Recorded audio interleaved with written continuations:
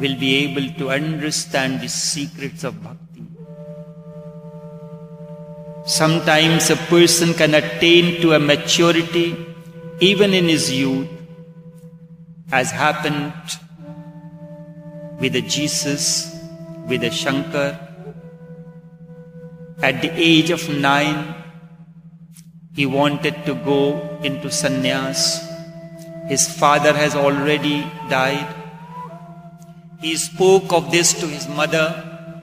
Mother didn't want to lose her son. And at the age of 9, what is the age is this? At the age of 9, you want to enter into sannyas, want to enter into a life beyond. Mother did not want. The story says Shankar went to take a bath in the river, and a crocodile held on to his feet. At this, Shankar drew the attention of his mother towards this, and he said, "Mother, this crocodile, symbolic of time, is saying that one day the time will devour the life. It is better that you know that you enter into that life which is sublime." The mother said, "If that be the case, as Umar Khayyam says, dust into dust, sans wine, sans song, sans zinger. We are born. When you ask someone, he said that man is very successful. What is so successful about his life? He has a beautiful job, a very prestigious job. He had so many cars. He built a house. He have his children well educated. And 4 times he went to United States of America. And he went on the world tour. Is this the criteria of your success of attainment in life?" This is what Shankar does not want. This is what Nanak did not want. At the age of 7, when he was sent to a teacher to learn,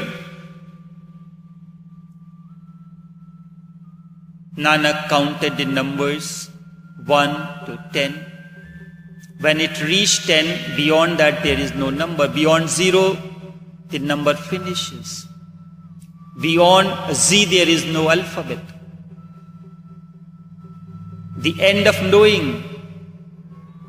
Now what to know? There isn't anything to be known. If that is all the alphabet A to Z, or number 1 to 9 is all, then you have learned everything, you have known everything. Have you known God?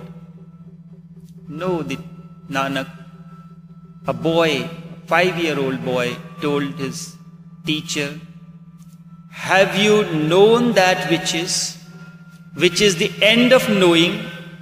He said, "No." He said, "Then you cannot teach me." The teacher brought him back home. At the age of 7, when he was to undergo the Hindu religious ceremony of thread, which is known as Janeu, after the religious sacrament, a string of 3 threads, symbolic of the 3 lives, 3 gunas, the 3s, was put around his neck. He wanted to know what happens if this thread breaks. The Pandit said, "You can change it, you can buy the next one." He said, "That which has discontinuity, which can be broken, how far this can take me to? This is of no use. I am not interested in Janev." This is the maturity of a being. This is the maturity of the being, the maturity of the soul. Age is no barrier for this maturity. Sometimes a person can attain to maturity even in his youth. Suddenly a child jumps from a seed stage to become a tree. The question is of awareness, not of age or anything else. Therefore, the secrets of bhakti is in your hands. These sutras are not any definition or description. It is like the one who has tasted the sweet fruit. What will he do now? He will simply enjoy. He will go on narrating to others. He may start singing the glory. You will try to correlate your experiences with those who have experienced themselves. This is like you want to enter the temple, yet still you have not entered the temple. You want to enter, but you have not yet entered. This is an effort to bring the taste of the being in the temple to those who have not yet been to the temple. For such people, there can be no definition. Definition can only happen between those who know. I know, you know it not. How can I give you a definition? The only thing I can give you a taste of that which is. I am the taste of that which is, the taste of love, the taste of being. Therefore, this explanation. Definition can complete in a sentence or so. This is why when it is said that Bhagavad Gita is the essence of all the scriptures, Bhagavad Gita is not a definition, it is the explanation of all that is. And whenever there is an explanation, the explanation is given according to the capabilities of the listener. I can explain just in a flash of a moment what it is.